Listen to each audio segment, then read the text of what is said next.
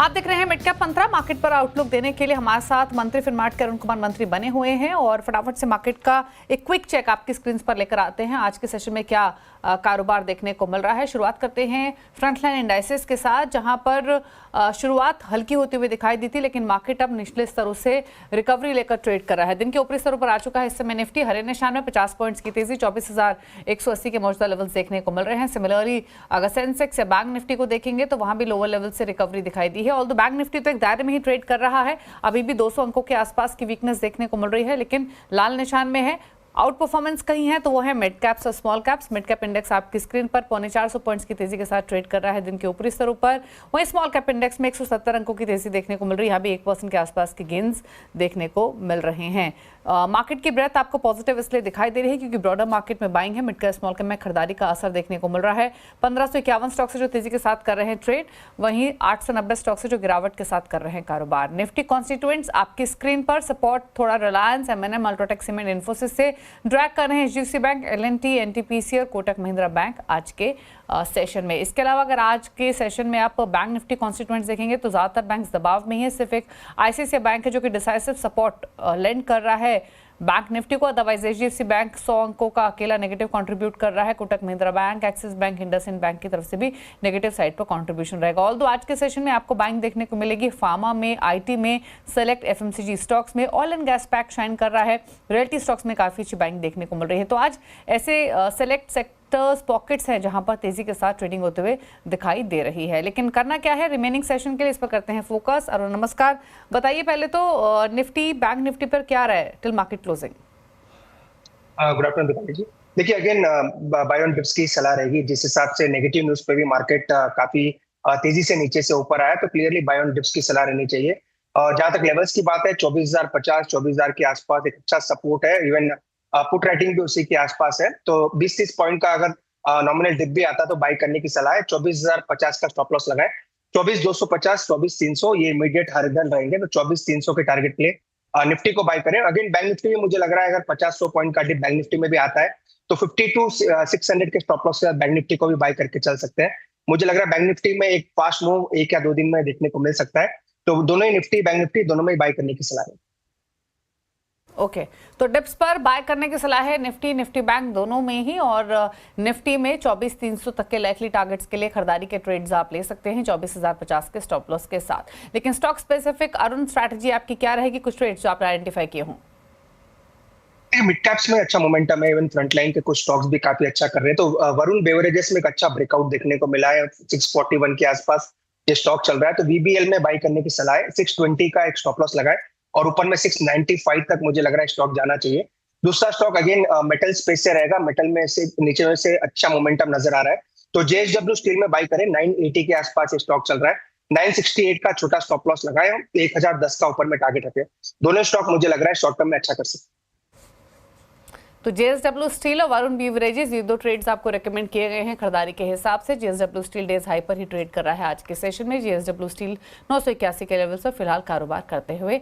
वहीं Nifty mid cap index तो दिन के ऊपरी स्तरों पर ऑलरेडी कारोबार कर रहा है। अब लेकर आते हैं आपके सामने वो सेलेक्ट पॉकेट्स मिड कैप से जहां पर तेजी आज कारोबार में देखने को मिल रही है। हालांकि मंदी वाली पॉकेट भी है, लेकिन शुरुआत करेंगे उन स्टॉक्स के साथ जो कि तेजी में पार्टिसिपेट कर रहे हैं आज के सेशन में। शुरुआत करेंगे आईटी स्टॉक्स के साथ। जबरदस्त तेजी रामको सिस्टम्स में 17% ऊपर कारोबार करते हुए। एक्सीकैड्स इंजीनियरिंग 6.25% ऊपर, हैप्पीएस्ट माइंड 6% ऊपर, 3.5% ऊपर ओरेकल फाइनेंशियल सर्विसेज कारोबार कर रहा है।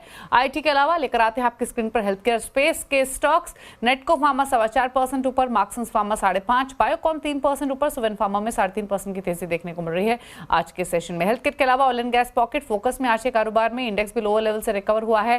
कैस्ट्रॉल तेज है। आईजीएल 6.5% ऊपर, महानगर गैस 4.5% ऊपर, 1.5% ऊपर। पेट्रोनेट एलएनजी आज के सेशन में कारोबार करते हुए दिखाई दे रहा है। क्विकली लेकर आते हैं रियल्टी स्टॉक्स, जहां पर फिनिक्स मिल्स 2% ऊपर, मैक्रोटेक डेवलपर्स 1% ऊपर, गोदरेज प्रॉपर्टीज 3% ऊपर। ओबेरॉय रियल्टी में भी 1% की तेजी देखने को मिल रही है।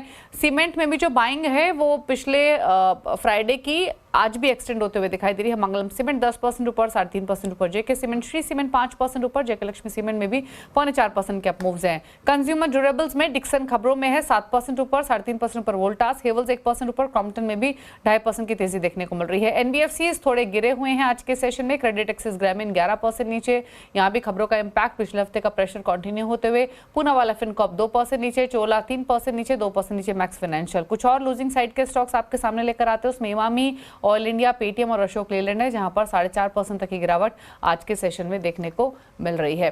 तो ये रहे वो सेलेक्ट स्टॉक्स जहां पर आज तेजी मंदी आज के कारोबार में देखने को मिल रही है। लेकिन चलिए अब बात करते हैं डिक्सन टेक्नोलॉजीज की, क्योंकि बाजार की नजर आज स्टॉक पर बनी हुई है, जिसमें अब ऑलमोस्ट 6.5-7% की तेजी देखने को मिल रही है। इस तेजी में स्टॉक अपने नए हाइस पर भी पहुंच गया है। क्यों दौड़ा है स्टॉक, इसकी तमाम डिटेल्स के साथ यतिन मोता हमारे साथ मौजूद हैं। यतिन, बताइए डिक्सन टेक्नोलॉजीज क्या है कारण आज की तेजी के पीछे? देखिए, डिक्सन टेक्नोलॉजीज का सवाल है तो एक बड़ा करार इन्होंने किया है गूगल का पिक्सल फ़ोन मैन्युफैक्चरिंग करने के लिए भारत में। जहाँ तक कि डिक्सन टेक्नोलॉजी का सवाल है, इनकी जो सब्सिडरी है पेजेट, इसके ज़रिए जो है ये स्मार्टफोन का मैन्युफैक्चरिंग इंडिया में होता हुआ आपको दिखाई पड़ेगा, और इसीलिए इन्होंने कॉम्पेल स्मार्ट के साथ एक करार किया है। ऑब्वियसली अगर हम गूगल पिक्सल की बात करें तो China+1 की स्ट्रैटेजी के तहत आपको ये डाइवर्सिफिकेशन गूगल करता हुआ दिखाई पड़ रहा है। नोमुरा ने आज यहाँ जो है अपनी खरीदारी की राय बरकरार रखी है, टारगेट बढ़ा के अब 18,654 रुपये कर दिया है। और नोमुरा को लगता है कि ये जो गूगल का स्मार्टफोन है पिक्सल, इससे कंपनी को लगभग 1500 करोड़ रुपए का एडिशनल रेवेन्यू आएगा। कहीं ना कहीं ग्लोबल मैन्युफैक्चरिंग की जो China+1 स्ट्रैटेजी है उसके तहत डिक्सन को आगे भी चल के ऐसे बेहतरीन कॉन्ट्रैक्ट्स मिलने की उम्मीद है, और धीरे धीरे स्मार्टफोन का रेवेन्यू बढ़ने की उम्मीद से आपको थोड़ा बहुत वैल्यूएशन में भी एक री रेटिंग आता हुआ नज़र पड़ सकता है, ऐसे ब्रोकरेजेस मान रहे हैं। और जैसे मैंने पहले कहा कि ये जो गूगल पिक्सल का मार्केट है काफ़ी बड़ा है ग्लोबली, और यहाँ से काफ़ी सारा जो प्रोडक्शन है इंडिया में भी यूज़ होगा सेल के लिए, और ग्लोबली भी एक्सपोर्ट किया जाएगा। तो कहीं ना कहीं इसके चलते आपको शेयर में लगभग 5-5.5% की तेज़ी दिखाई पड़ रही है। शुक्रिया यतिन ये डिटेल्स बताने के लिए। इनफैक्ट पूरे ही कंज्यूमर ड्यूरेबल स्पेस में शानदार तेजी आज के सेशन में दिखाई दे रही है, और डिक्सन टेक्नोलॉजीज तो लीड कर रहा है इस तेजी को आज के कारोबार में। एक ब्रेक के लिए रुक रहे हैं, यहाँ पर लौटेंगे तो कुछ और खबरें आपके लिए लेकर आएंगे। जल्द वापस आते हैं।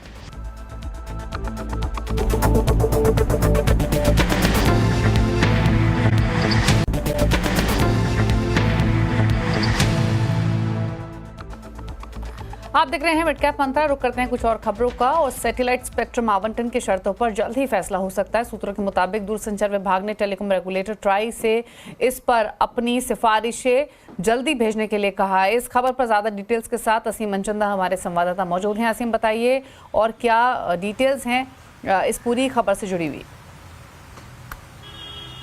नेपाली सरकार कंपनियों को सैटेलाइट स्पेक्ट्रम देना चाहती है। इसके लिए उसने ट्राई से सितंबर महीने के अंदर राय मांगी थी। सितंबर में ही ट्राई ने इसके ऊपर एक कंसल्टेशन पेपर जारी कर दिया था और सभी स्टेक होल्डर से कमेंट मंगाए थे। इसके ऊपर जो ओपन हाउस होना है, वो भी जो स्टेक होल्डर के साथ बैठक थी वो भी 8 नवंबर को पूरी हो चुकी है, लेकिन अभी तक ट्राई ने अपनी सिफारिशें दूरसंचार विभाग को नहीं दी है। जो हमें सूत्र बता रहे हैं कि दूरसंचार विभाग ने ट्राई से कहा है कि आप अपनी सिफारिशें जल्दी से जल्दी हमको दीजिए। ट्राई को एक डेडलाइन भी दिया गया, उनसे कहा गया कि आप 15 दिसंबर से पहले अपनी सिफारिशें हमको दे दीजिए।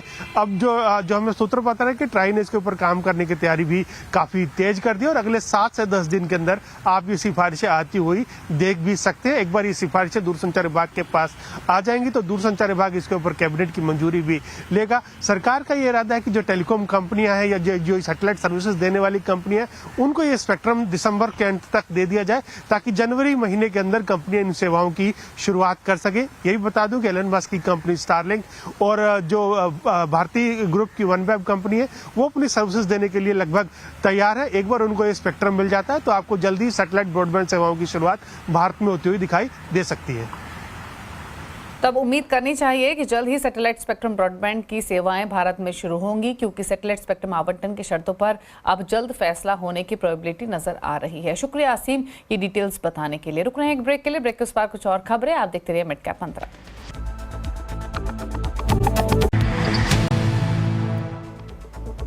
आप देख रहे हैं मिड कैप मंत्रा। कुछ और खबरों की ओर रुख करते हैं और अमेरिकी कोर्ट के आरोपों पर अदानी ग्रुप के चेयरमैन गौतम अदानी की पहली प्रतिक्रिया आई है। जयपुर के एक समारोह में उन्होंने कहा कि ये पहली बार नहीं है कि अदानी ग्रुप चुनौतियों का सामना कर रहा है। उन्होंने ये भी कहा कि अदानी ग्रुप पर FCPA के उल्लंघन का कोई आरोप नहीं है और वो वर्ल्ड क्लास रेगुलेटरी कंप्लायंस के प्रति प्रतिबद्ध है।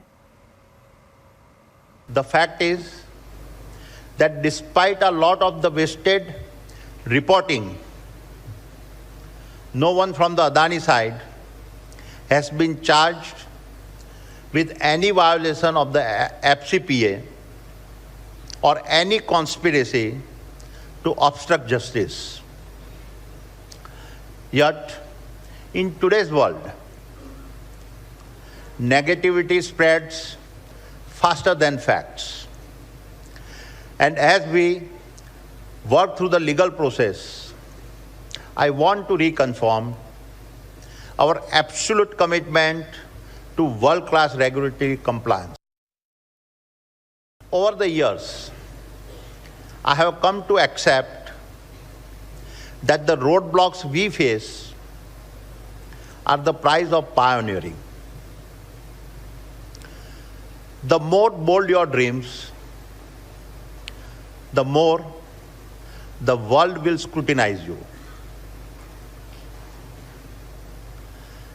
But it is precisely in that scrutiny that you must find the courage to rise, to challenge the status quo, and to build a path where none exists. और आगे बढ़ेंगे। अब बात करते हैं खिलाड़ी नंबर 1 के अपडेट के। इस हफ्ते मुकाबला है LKP सिक्योरिटीज के रूपक डे, YES सिक्योरिटीज के लक्ष्मीकांत शुक्ला, सेमको सिक्योरिटीज के ओम मेहरा। फटाफट से दिखाते हैं आपको रिटर्न की स्थिति। रूपक डे का पोर्टफोलियो +1.39% के रिटर्न दे रहा है। लक्ष्मीकांत शुक्ला का पोर्टफोलियो -1.5%, ओम मेहरा का पोर्टफोलियो -0.34% के रिटर्न लेंड कर रहा है। तो ये रहा पूरा अपडेट खिलाड़ी नंबर 1 का। इसी के साथ एक ब्रेक के उस पर अब देखिए न्यूयॉर्क कंपनी में आज हम बातचीत करेंगे गल्फ ऑयल लुब्रिकेंट्स के MD और CEO रवि चावला से एक ब्रेक के बाद। नमस्कार।